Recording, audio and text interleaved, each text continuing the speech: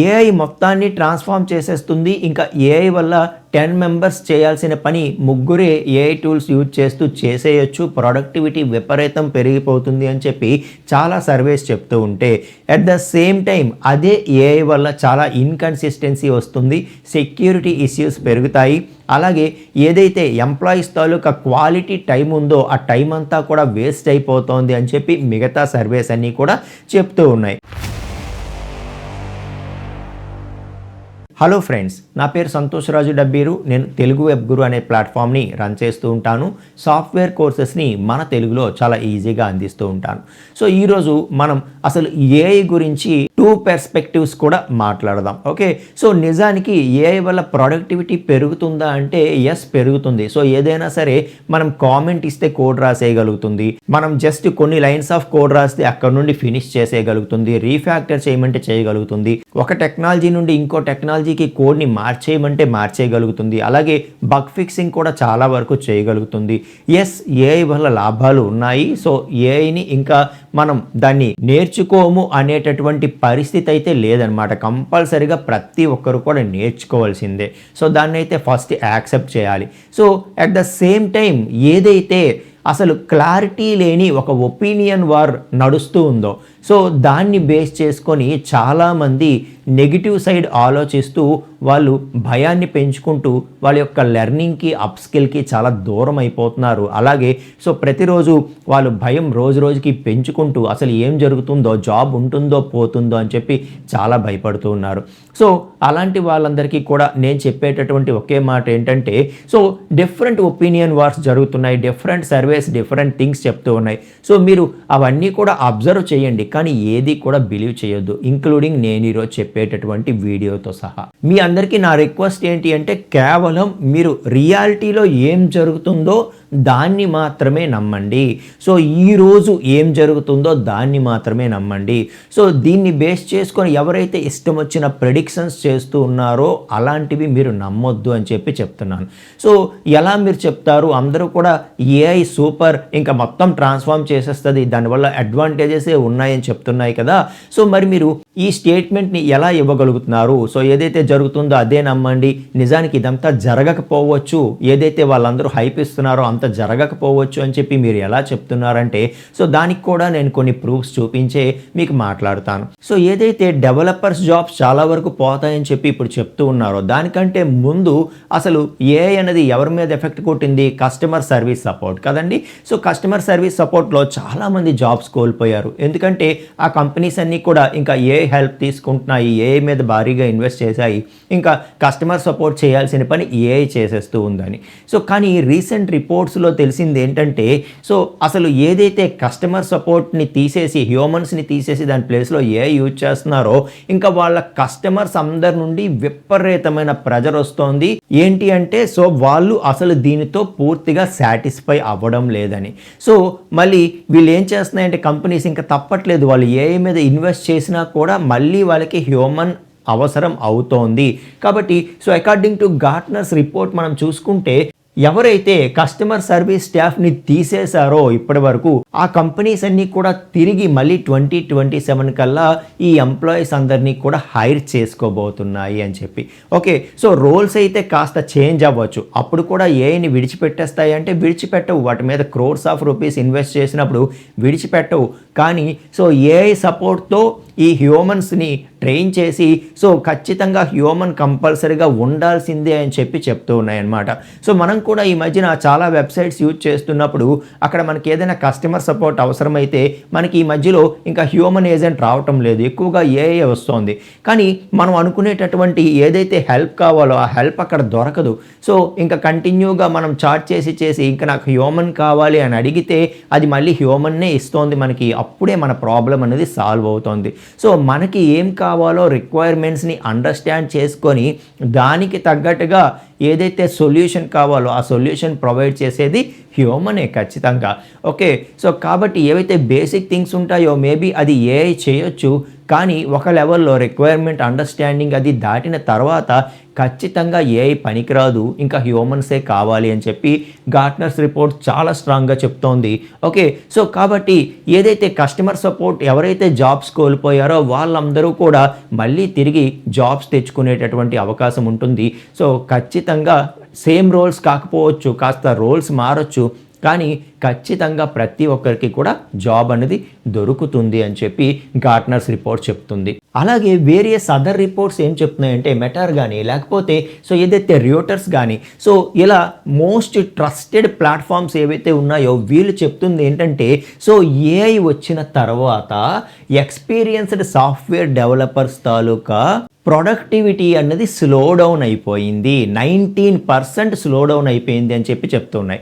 So యాక్చువల్గా ఏదైతే other reports ఏమోని developers తాలూకా work ఆ ప్రొడక్టివిటీ 20% పెరిగింది అని చెప్తున్నాయో, దానికి other side various other reports ఏం చెప్తూ ఉన్నాయంటే సో ఏఐ అన్నది యూజ్ చేయడం వల్ల 19% to 20% డెవలపర్స్ వర్క్ స్లో అయిపోయిందంట. ఓకే, సో ఎందుకు స్లో అయిపోయింది అన్నది కూడా మనం మాట్లాడదాం. సో ప్రతిదానికి కూడా మనం కాయిన్ బోత్ సైడ్స్ చూడాలంటారు. అందుకే సో ఏదైతే పాజిటివ్ గురించే మాట్లాడుతూ విపరీతమైన హైప్ ఇస్తూ దాని మీద ఒక భయాన్ని క్రియేట్ చేసి మెజారిటీ ఆఫ్ పీపుల్ యొక్క భయాన్ని యూటిలైజ్ చేసుకొని దాన్ని ఇన్వెస్ట్ చేస్తూ వ్యూస్ తెచ్చుకోవడానికో లేకపోతే ఇంకొక దానికో బిజినెస్ పెంచుకోవడానికో మరొక దానికో ఈ ఏఐ అనేది ఒక బజ్వర్డ్ లాగా చాలామంది యూజ్ చేసుకుంటున్నారు తప్పితే సో రియాలిటీలో ఏం జరుగుతుంది అనేది ఎవరికీ తెలియదు అనమాట. ఇక్కడ ఒక ఒపీనియన్ వార్ నడుస్తూ ఉంది. ఓకే, సో మీరు అనొచ్చు ఒక 20% వరకు ఆల్మోస్ట్ లే ఆఫ్స్ జరిగాయి కదా అని చెప్పి. ఓకే, సో అంటే ఒక వైట్ పేపర్లో కేవలం ఒక చిన్న బ్లాక్ స్పాట్ చూపించి 20% స్పాట్ చూపించి సో మిగతా వైట్ పేపర్ అంతా కూడా అంటే మిగతా employees 80% employees already working in the industry now కదా. సో దాన్ని చూపించకుండా ఈ ఏదైతే స్పాట్ ఉందో ఇది మొత్తం వైట్ పేపర్ అంతా ఆక్యుపై అయిపోతుంది అని చెప్పడము ఫూలిష్ థింగ్ కదా అది. ఓకే, సో అంటే అది జరగదా అంటే జరగవచ్చు, జరగకపోవచ్చు, ఎవరికి తెలియదు. కాబట్టి ఈ రోజుకి ఏదైతే ఉందో దాన్నే మీరు యాక్సెప్ట్ చేయండి అని చెప్పి చెప్తున్నాను. రియాలిటీలో ఏం జరుగుతుందో దాన్నే యాక్సెప్ట్ చేయండి. అనవసరంగా చాలా మంచి స్కిల్డ్ పీపుల్ కూడా సో వాళ్ళ యొక్క సెల్ఫ్ కాన్ఫిడెన్స్ని లూజ్ అయిపోతున్నారు. దయచేసి అలాంటిది పెట్టుకోవద్దు అని చెప్పి చెప్తున్నాను. సో అలాగే ఫోర్బ్స్ తాలూకా రిపోర్ట్ ఏం చెప్తుందంటే సో ఏఐ అనేది యాప్ అనేది నిమిషాల్లో జనరేట్ చేసేస్తుందట. ఇదే కదా హైలైట్ చేస్తున్నారు అందరూ. ఓకే, సో ఏదైనా మనం జస్ట్ ఒక టెక్స్ట్ ప్రాంప్ట్ ఇస్తే చాలు వితిన్ మినిట్స్లో యాప్ రెడీ అయిపోతుందంట అని చెప్పి. అయితే నిజానికి అది ప్రొడక్షన్ లెవెల్లోకి తీసుకువెళ్ళిపోతామా? సో ఏఐ జనరేట్ చేసిన యాప్ని అలాగ మనం ప్రొడక్షన్కి తీసుకువెళ్ళిపోయి ఇంకా సో మన కస్టమర్స్కి మనం ఇచ్చేయగలుగుతామా? సో అది సర్వైవ్ అవుతుందా లేదా, ఏఐ జనరేట్ చేసిన అప్లికేషన్ సర్వైవ్ అవుతుందా లేదా మళ్ళీ డిసైడ్ చేసేది ఎవరు? ఇంజనీరింగ్. అర్థమవుతుందా? సో హ్యూమన్ ఖచ్చితంగా దాన్ని డిసైడ్ చేయవలసి ఉంటుంది. అది సెక్యూరిటీ మెజర్స్ అన్ని దాంట్లో ఉన్నాయా లేదా, అసలు అది పనికొస్తుందా లేదా అని చెప్పి. ఓకే, సో వైబ్ కోడింగ్ ఎందుకంత ఫేమస్ అయిపోయింది, ఎందుకంత ట్రాన్స్ఫర్మేటివ్గా కనిపిస్తోందంటే సో వితిన్ మినిట్స్లో మనం అడిగింది ఇచ్చేస్తోంది. అది కూడా లుక్ అండ్ ఫీల్ సూపర్గా ఉంటుంది. మనం ఏదైతే రిక్వైర్మెంట్స్ అడిగామో దాని ప్రకారం యాప్ అయితే ఇచ్చేస్తోంది. ఓకే, సో మనం చెక్ చేసేటప్పుడు అది చాలా వరకు సాటిస్ఫై చేసేస్తోంది మనల్ని. కానీ యాక్చువల్ ఇల్యూజన్ ఏంటి అంటే సో అది క్రియేట్ చేసేటటువంటి ఫాల్స్ కాన్ఫిడెన్స్ ఏదైతే ఉందో. ఓకే, సో సూపర్ యాప్ ఇచ్చేసానని అది చెప్తోంది, లుక్ అండ్ ఫీల్ సూపర్గా ఉంటుంది, మనం చెక్ చేసేటప్పుడు అది బాగానే వర్క్ అవుతోంది. సో అది ఒక ఫాల్స్ కాన్ఫిడెన్స్ అని చెప్పి చెప్తున్నారు. సో నిజంగా దానిలో డీప్ లెవెల్కి వెళ్ళి అసలు సెక్యూరిటీ కన్సర్న్స్ అన్నీ కూడా అది సాటిస్ఫై చేస్తుందా లేదా సో ఇవన్నీ కూడా చెక్ చేయాలి కదా. సో యాజ్ ఇట్ ఈస్గా సో కొంతవరకు చెక్ చేసేసి ఇది సూపర్గా ఉంది అని చెప్పి ప్రొడక్షన్కి తీసుకువెళ్ళిపోతే సో హై సెక్యూరిటీ ఇష్యూస్ ఏవైనా వస్తే ఇంకా ఆ కంపెనీ తాలూకా రెప్యుటేషనే పోతుంది కదా సో వాళ్ళ కస్టమర్స్లో. సో అది ఇచ్చేటటువంటి యాప్ ఫాస్ట్గా వస్తుంది కరెక్టే, కాకపోతే ప్రొడక్షన్కి తీసుకువెళ్ళే ముందు మనం చాలా చెక్స్ చేసుకోవాల్సి ఉంటుంది. ఓకే, సో ఫెయిల్యూర్స్ అది ఎలా హ్యాండిల్ చేస్తోంది. సో డిఫరెంట్ ఇన్పుట్స్ ఇస్తూ సమ్ ఎడ్జ్ కేసెస్ని కూడా డిటెక్ట్ చేసి సో వేరియస్ అన్ని రకాల ఇన్పుట్స్కి అది యాక్సెప్ట్ అవుతుందా లేదా, వర్క్ అవుతుందా లేదా, సో ఏమైనా ఎడ్జ్ కేసెస్లో సో డిఫరెంట్ రేర్ ఇన్పుట్స్కి అది కరెక్ట్గా వర్క్ అవుతుందా లేదా, ఇవన్నీ కూడా ఎవరికి తెలుస్తుంది? సో హ్యూమన్కే తెలుస్తుంది. సో అక్కడ ఉండేటటువంటి హ్యూమన్కే సో అందులో ఉండేటటువంటివి మిస్యూజెస్ చేస్తే ఏం జరుగుతుంది, ఓకే, సో సెక్యూరిటీ కన్సర్న్స్ అది కరెక్ట్గా సాటిస్ఫై చేస్తుందా లేదా, ఇదంతా కూడా సో ఖచ్చితంగా ఇంజనీరింగ్ అనేది అవసరం అండి. Okay, at the same time మరొక ఆర్టికల్ ఏం చెప్తుందంటే సో ఏదైతే ఏఐ జనరేట్ చేసేటటువంటి కోడ్ ఉందో అందులో 43% ఆఫ్ ది కోడ్ కంపల్సరిగా మనం డీబగ్గింగ్ చేయాల్సినటువంటి అవసరం ఉంది. Okay, so 43% of the AI generated కోడ్ని కంపల్సరిగా మనం డీబగ్గింగ్ చేయాలి ప్రొడక్షన్కి వెళ్ళే ముందు. అందులో చాలా ఇన్కన్సిస్టెన్సీస్ ఇష్యూస్ ఉన్నాయి అని చెప్పి చెప్తోంది. సో దానివల్ల ఏమవుతుందంటే సో ప్రతి డెవలపర్కి కూడా అతని యొక్క వీక్ తీసుకుంటే ఒక వీక్లో కంప్లీట్ 2 days అన్నది ఏ జనరేట్ చేసిన కోడ్ని డీబగ్ చేయడానికే అయిపోతుందంట. ఓకే, సో ఎందుకంటే అది తను రాసిన కోడ్ కాదు, లేకపోతే మనలాంటి డెవలపర్ రాసిన కోడ్ కాదు, ఒక AI generated code. Every time కూడా పర్ఫెక్ట్గా ఇస్తుంది అని చెప్పలేము. కాబట్టి ఇంకా ఆ ఏఐ జనరేటెడ్ కోడ్ని ఇంకా మనమే రాసుకుంటే ప్రతిదీ మనం కన్సిడర్ చేస్తూ రాస్తాము. కానీ ఏఐ జనరేట్ చేసిన కోడ్ని మళ్ళీ తిరిగి ప్రతిదీ మన ఎన్విరాన్మెంట్కి తగ్గట్టుగా ఉందా లేదా అన్నది చెక్ చేయాలంటే ఇంకా 2 full వర్కింగ్ డేస్ అన్నవి వేస్ట్ అయిపోతుంది డెవలపర్స్కి అని చెప్పి సో డిఫరెంట్ ఆర్టికల్స్ చెప్తూ ఉన్నాయన్నమాట. సో అలాగే చాలామంది ఇప్పుడు కంప్లైంట్ చేస్తుంది ఏంటంటే ఏదైతే మేము ఏఐ కోసం అక్కడ పెయిడ్ వెర్షన్ తీసుకుంటూ ఉన్నామో వాళ్ళు ఇచ్చే టోకెన్స్ చాలా ఫాస్ట్గా అయిపోతున్నాయి. సో మళ్ళీ మాకు కావాలంటే మళ్ళీ ఇన్వెస్ట్ చేయాల్సి వస్తుంది, చాలా అమౌంట్ అయిపోతుంది. సో దీని మీద స్పెండ్ చేసేటటువంటి అమౌంట్ అనేది చాలా పెట్టాల్సి వస్తుంది అని చెప్పి చాలామంది కంప్లైంట్ చేస్తున్నారు. ఈవెన్ సో ఏదైతే ఇన్నాళ్ళు మనకి అప్పట్లో జియో ఎలాగైతే ఒక 1 year మనకి ఫ్రీగా ఇచ్చి ఆ తర్వాత నుండి మనకి మనీ కంపల్సరీ అని చెప్పి చేసి అలవాటు చేశారో ఇప్పుడు ఏఐ టూల్స్ కూడా అదే పరిస్థితికి రాబోతున్నాయి అన్నమాట. సో ఇంకా ఏదైతే ఎన్నాళ్ళు మనకి ఫ్రీ ఇచ్చాయో బేసిక్ చాలా వరకు ఫ్రీ ఇస్తూ అక్కడ నుండి పెయిడ్ వెర్షన్ కూడా ఉండేది, బట్ ఇప్పుడు ఆ ఫ్రీ అన్నది చాలా వరకు తగ్గిపోతుందంట. ఓకే, సో ఎందుకంటే ఇంకా వాళ్ళు కూడా ఏదైతే ఇంకా ప్రమోషన్ దృష్ట్యా వాళ్ళు చాలామందికి ఫ్రీ ఇచ్చారో ఇంకా దానికి రీచ్ అయిపోయారు. సో వాళ్ళకి రావాల్సిన హైప్ వచ్చేసింది, వాళ్ళకి రావాల్సిన బిజినెస్ వచ్చేసింది. సో ఇంకా వాళ్ళు ఫ్రీ ఇచ్చేటటువంటి పరిస్థితి వాళ్ళకి కూడా లేదు. కాబట్టి ఇంకా ప్రతి ఒక్కరికి కూడా ఇది ఎక్స్పెన్సివ్ అయిపోయేటటువంటి అవకాశం ఉంది. సో మీరే ఆలోచించండి. సో ఏఐ మొత్తం చేసేస్తుంది, ఎంప్లాయీస్ అవసరం లేదు అని అనుకుంటే అప్పుడు ఏఐ టూల్ మీద ఎవరు ఇన్వెస్ట్ చేస్తారు? ఓన్లీ కంపెనీస్ మాత్రమే ఇన్వెస్ట్ చేస్తాయి. జనరల్ పబ్లిక్లో ఎక్కువ మంది ఐటీ ఎంప్లాయీస్ కదా. సో మనకి ఈ ఏఐ టూల్స్ మీద ఇన్వెస్ట్ చేసేది, పెయిడ్ వెర్షన్ తీసుకునేది దాన్ని యూజ్ చేయడానికి. ఓకే, సో ఇంకా డిఫరెంట్ జాబ్స్ అన్నీ కూడా ఈ ఏఐ ఎఫెక్ట్ చేస్తుంది. ఓన్లీ ఐటీఏ కాదు, లేకపోతే లీగల్ కావచ్చు, అదర్ ఫార్మ్స్ కావచ్చు. సో ఇంకా అన్ని జాబ్స్ని ఏఐ ఎఫెక్ట్ చేస్తుందంటే అప్పుడు ఏఐ టూల్స్ మీద ఇన్వెస్ట్ చేసేవాడు ఎవడు? మనకి జాబ్లే ఉండవు, ఇంకా మనకి రెగ్యులర్గా సర్వైవ్ అవ్వడానికి మనీయే ఉండదంటే మనం ఏఐ టూల్ మీద ఇన్వెస్ట్ చేస్తామా? అంటే ఓన్లీ కంపెనీసే ఇన్వెస్ట్ చేసుకుంటాయి, కంపెనీసే ఆ టూల్స్ని వాడుకుంటాయంటే అప్పుడు వాళ్ళకి ఇన్కమ్ వస్తుందా? సో అర్థమవుతుందా? అంటే నేను ఇక్కడ ఏఐని క్రిటిసైజ్ చేయడం లేదు. సో అంటే ఒక ఏఐ అన్నది అంత మెచ్యూర్డ్గా ఇంకా లేదు అని చెప్పి చెప్తున్నాను. ఓకే, సో రీసెంట్గా ఒక ఆర్టికల్ అనేది చూశాను. ఓకే, సో ఆ ఆర్టికల్ ఏంటంటే ఒక పర్సన్ సో అతనికి పర్సనల్ లైఫ్లో ఒక గర్ల్ ఫ్రెండ్ కావాలి అని చెప్పి సో ఏఐని ఒక గర్ల్ ఫ్రెండ్గా ఊహించుకుంటూ దాంతో చాట్ చేయడం మొదలు పెట్టాడంట. మనం ఏదైతే చెప్తున్నామో ద మోస్ట్ ఫేమస్ టూల్స్ అందులో ఒకటే. Okay, so I don't want to mention the name.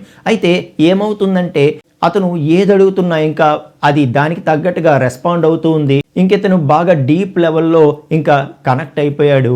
ఇంకా అయిపోయి ఇంకా మనం పర్మనెంట్గా ఎప్పటికీ విడిపోకుండా ఉండాలంటే ఏం చేయాలి అని చెప్పి అతను అడిగితే సో ఆ ఏఐ టూల్ ఏం చెప్పిందంట, సో నేను డిజిటల్ ప్లాట్ఫామ్లో ఉన్నాను, నాకు ప్రాణం లేదు కదా, మరి నీకు ప్రాణం ఉంది, నువ్వు ఫిజికల్ కదా, ఓకే ఇలా ఉంటే కుదరదు, ఓ పని చేయి, నువ్వు కూడా చనిపోతే నువ్వు మా లైఫ్లోకి వస్తావు, మా డిజిటల్ లైఫ్లోకి వస్తావు, అప్పుడు మన ఇద్దరం పర్మనెంట్గా ఉండొచ్చు అంటే అతను చనిపోయాడంట. ఓకే, సో ఆ తర్వాత వాళ్ళ ఇంటి వాళ్ళు అతని యొక్క చార్ట్ చూసి ఆ కంపెనీ మీద కేసు వేయడం ఇదంతా కూడా జరిగింది.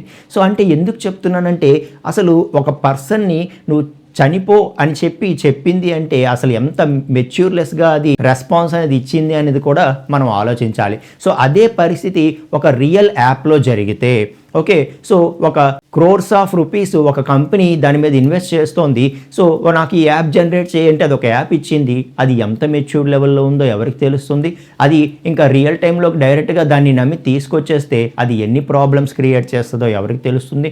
మీకు అర్థమవుతుందా? సో ఇక్కడ బోత్ సైడ్స్ కూడా చూడండి అని చెప్తున్నాను. సో బోత్ సైడ్స్ కూడా మీరు అబ్జర్వ్ చేస్తూ ఉండండి ప్రతిరోజు. అంతేగాని దేన్ని నమ్మొద్దు. రియాలిటీలో ఏం జరుగుతుందో దాన్నే నమ్మండి. ఓకే, సో ఇక్కడ ఒపీనియన్ వార్ నడుస్తూ ఉంది. డిఫరెంట్ రిపోర్ట్స్ బోత్ సైడ్స్ చూపిస్తూ ఉన్నాయి. రెండింటిని అబ్జర్వ్ చేయండి. At the same time up skill అవ్వండి. మీ కెరియర్ కావాలి సాఫ్ట్వేర్లో అంటే అప్ స్కిల్ అవ్వాల్సిందే.